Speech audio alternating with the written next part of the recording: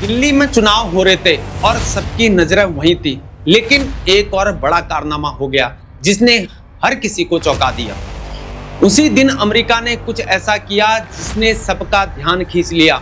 104 भारतीयों को अमेरिका ने बिना किसी चेतावनी के अपने मिलिट्री एयरक्राफ्ट से भारत वापस भेज दिया। क्या आपने सुना था ऐसा कुछ? इसका सच जानकर आपका दिमाग हिल जाएगा। इन 104 में से 33 लोग गुजरात से थे, 20 लोग पंजाब से और बाकी यूपी हरियाणा से थे।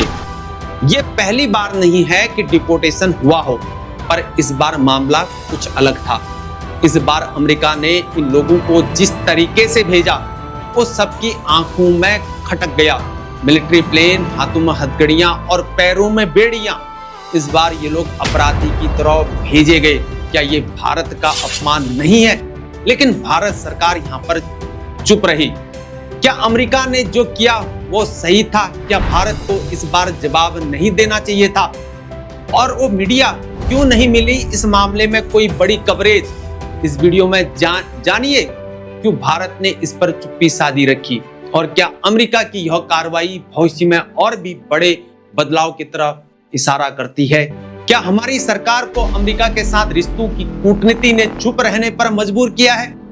क्या यह मुद्दा चुनावी राजनीति का हिस्सा बन सकता था? जय हिंद दोस्तों, मैं हूं हीरा परिहार और आप देख रहे हैं देशभक्ति डायलॉग।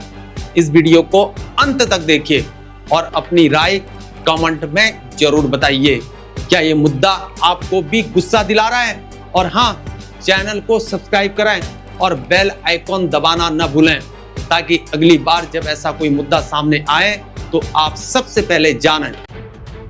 दोस्तों, जहां चुप्पी साधे रही बैठी हमारी सरकार, इस पर किसी ने न कोई बयान तक नहीं दिया और मीडिया ने भी ये खबर दबा दी। लेकिन फिर अमेरिका की मीडिया ने इन तस्वीरों को सार्वजनिक कर दिया जिसमें ये लोग एकदम अपराधी की तरह दिख रहे थे। क्या सरकार को इस पर कुछ नहीं बोलना चाहिए था? क्या ये घटना सरकार के लिए सिरदर्द बन सकती थी, खासकर चुनावों के समय? क्या चुनाव में इस मुद्दे को तूल देने से सरकार को डर था? क्या हमारे नागरिकों को मिलिट्री प्लेन में वापस भेजना सही था?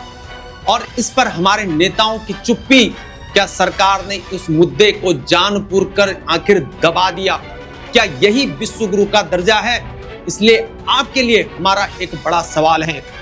अमेरिका ने जब अपनी मिलिट्री एयरक्राफ्ट से इन भारतीयों को वापस भेज दिया तो भारत सरकार को क्यों नहीं अपना प्लेन भेजने का ख्याल आया? क्या हमारा देश इतने बड़े मामले पर चुप रह सकता है? और क्या सच में यह विश्व गुरु का दर्जा पाने के बाद भारत को इस तरह का अपमान सहन करना चाहिए था? क्या यह सिर्फ एक डिपोर्टेशन था या कुछ और बड़ा था? क्या भारत को इस पर कोई प्रतिक्रिया नहीं देनी चाहिए थी? और क्या भारत सरकार की चुप्पी एक खतरनाक संदेश नहीं भेज रही है? लेकिन दोस्तों, ये वही लोग हैं जो अवैध तरीके से विदेश जाने का सपना देखते हैं।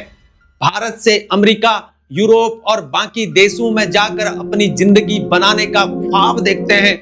लेकिन क्या ये सही तरीका है? क्या ये लोग सोचते हैं कि डंकी रूट से या दलालों के माध्यम से जाने से उनका सपना सच हो जाएगा? क्या आप जानते हैं कि कई लोग लाखों रुपए देकर इन दलालों के चक्कर में फंस जाते हैं और फिर ऐसे खतरनाक रास्तों पर चलते हैं। यहां तक कि ऐसे लोग जंगलों से गुजरकर बिना किसी कानूनी दस्तावेज के देश विदेश के रास्तों को अपनाते हैं। पर क्या आपको पता है कि अमेरिका, यूरोप और बाकी देशों में भी अवैध अप्रवासी एक गंभीर समस्या बन चुके हैं। ये लोग कभी कभी इतनी बुरी हालत में होते हैं कि वो अपनी कहानी भी नहीं सुन पाते हैं। अमेरिका में जाने के लिए लाखों भारतीयों के पास अपनी जिंदगी की दौलत होती है, लेकिन क्या ये रास्ते सही हैं? डंकी रूट के जरिए ये लोग बिना वैध दस्तावेजों के दूसरे देशों में जाते हैं जहां दलालों का नेटवर्क इन्हें फंसा देता है और फिर वे असुरक्षित और खतरनाक रास्तों से जाते हैं। क्या ये लोग अपनी जान जोखिम में डालकर सिर्फ इसलिए विदेश जा रहे हैं ताकि उनका जीवन बेहतर हो सके? लेकिन क्या किसी ने यह सवाल उठाया है कि अमेरिका ने इन भारतीयों को अपराधी की तरह क्यों भेजा? क्या भारत सरकार का कर्तव्य नहीं था कि वह अपने नागरिकों के लिए प्रतिक्रिया देती? क्या हमें भी अमेरिकी जैसे खतरनाक रास्ते पर जाने वालों को डंकी रोड से रोकने की योजना नहीं बनानी चाहिए? क्या अमेरिका की यह हरकतें ट्रंप की नीतियों का हिस्सा है? क्या यह संकेत है कि वह अवैध अप्रवासियों के खिलाफ और भी सख्त कदम उठाने वाले हैं? क्या भारत सरकार को अपनी शाख बचाने के लिए कुछ ठोस कदम नहीं उठाने चाहिए थे? लेकिन अब सवाल ये उठता है कि कोलंबिया के राष्ट्रपति ने जब अमेरिका के फौजी विमान को अपने देश में लैंड करने से मना कर दिया, तो क्या भारत की सरकार को अपनी नागरिकों के लिए एक विमान भेजने की हिम्मत नहीं थी? तो भारत क्यों चुप है? क्यों हम चुप रहे? क्या हम विश्व गुरु हैं या केवल दिखावा कर रहे हैं? क्या हम इतने बड़े देश होकर भी अपने नागरिकों के सम्मान की रक्षा नहीं कर सकते हैं? क्या हमें अमेरिका से कहने का हक नहीं था कि हमारे नागरिकों को इस तरह से नहीं भेजा जाए? क्या अमेरिका को इस तरह से भारतीयों को भेजने का हक था? बल्कि हमारे नागरिकों के सम्मान और उनके अधिकारों का मामला है, और वहीं ये सभी लोग डंकी रूट से जा रहे हैं।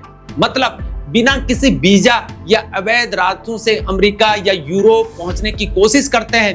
क्या आप जानते हैं कि इन रास्तों से गुजरते वक्त ये लोग अपनी जिंदगी को कितनी जोखिम में डालते हैं, और आखिरकार ये लोग वापस लौटे हैं? क्या उन्हें इस तरह से अपमानित किया जाना चाहिए था? वहीं दोस्तों, आजकल डंकी रूट पर जाने वाले लोग कई देशों के रास्ते से गुजरते हैं, जैसे मैक्सिको, सर्बिया और यूरोपीय देशों से होते हुए वे अपनी मंजिल तक पहुंचने की कोशिश करते हैं। लेकिन क्या इस पूरी प्रक्रिया में किसी भी देश ने इन लोगों के साथ सही व्यवहार किया? क्या ये लोग इस दुखद यात्रा के बाद भी अपनी पहचान और सम्मान को हासिल कर पाए? वहीं भारत के संदर्भ में अगर हम देखें तो हमारे देश के लाखों लोग इस गलत रास्ते पर चलते हैं। ये लोग अपनी मेहनत और पैसे गंवाकर इन जोखिमों को उठाते हैं, और फिर जब ये अपने देश वापस आ रहे हैं तो उन्हें इस तरह के घिनौने तरीके से डिपोर्ट किया जा रहा है। क्या ये सही है?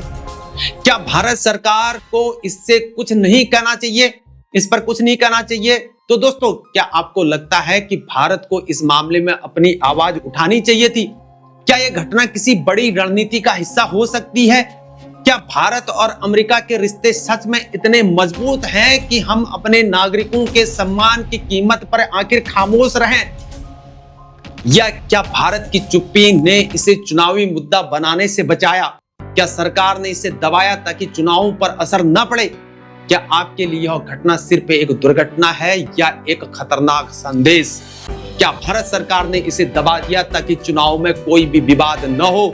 क्या हमें इस पर बात करनी चाहिए?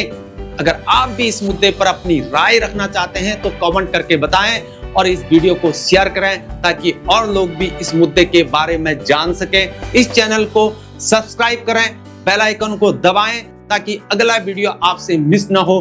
तब तक के लिए बने रहिए हमारे साथ। आज के लिए इतना ही। जय हिंद, जय भारत, वंदे मातरम, भारत माता की जय।